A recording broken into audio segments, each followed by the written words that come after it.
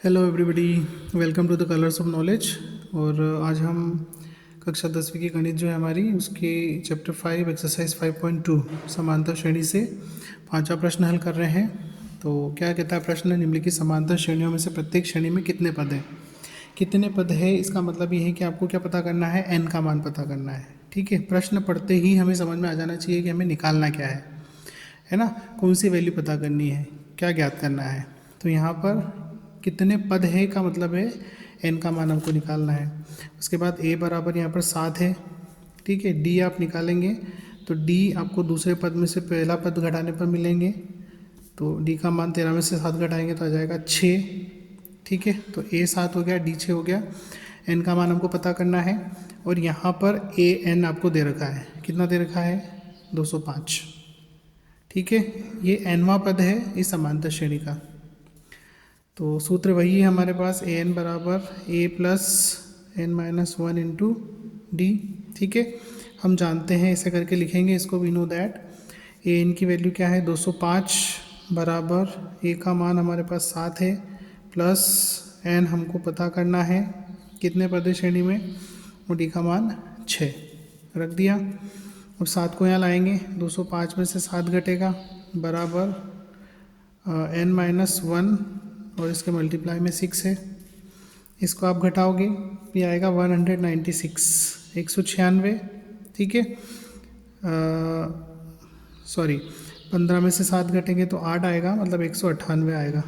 ठीक है, 198। और ये 6 इसके नीचे आ जाएंगे इधर से, बराबर में क्या बचेगा n माइनस 1। ठीक है, 6 से इसको हम काटेंगे तो 6 तिया 18 और एक बचेगा 6 तिया 18। ठीक है, मतलब 33 बराबर आपका आ गया n माइनस 1। 1 को यहाँ लेंगे आप तो आ जाएगा n, तो n बराबर कितना हो गया 34।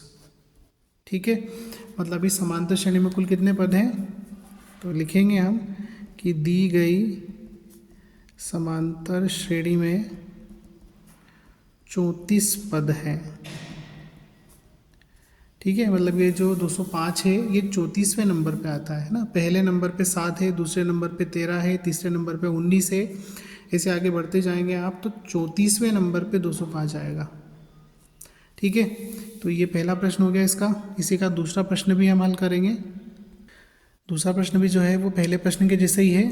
तो इसमें ए का मान हमारे पास क्या है 18 है, डी का मान लिखेंगे हम तो 15 सही 1/2 में से आपको 18 घटाना है। ठीक है, दूसरे पद में से पहला पद, इसको थोड़ा सा हम हल करेंगे तो 15 दूनी 30 और 31/2 हो जाएगा, माइनस 18। इसके नीचे कुछ नहीं है, 1 लगा दिया। यहाँ पर लघुत्तम आप लेंगे इसका तो 2 आएगा, 2 से 2 कटेगा 1 आएगा 31, 1 से 2 कटेगा 2 आएगा, 18 दूनी 36। ठीक है, तो कितना हो गया ये, यहाँ पर इसको आप हल करेंगे तो माइनस के 5/2 आएगा डी का मान।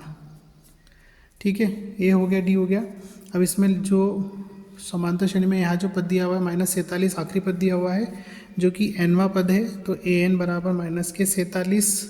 ठीक, और n हमें पता करना है कि समांतर श्रेणी में कितने पद है। ठीक है, तो देखिए यहाँ पर सूत्र हमारे पास वही है, we know that a n बराबर a plus n minus 1 into d होगा।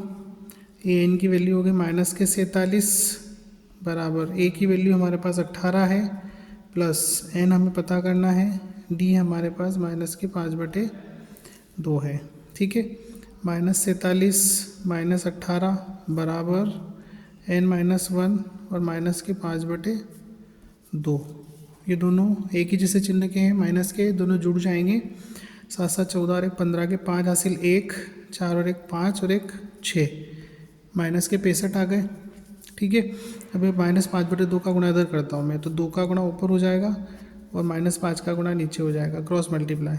n माइनस 1 माइनस से माइनस हट जाएगा, 5 से आप 65 को काटेंगे तो कितना आएगा, 5 एकम 5 और 5 तिया 15, 13 दूनी कितना हो जाएगा 26 बराबर n माइनस 1।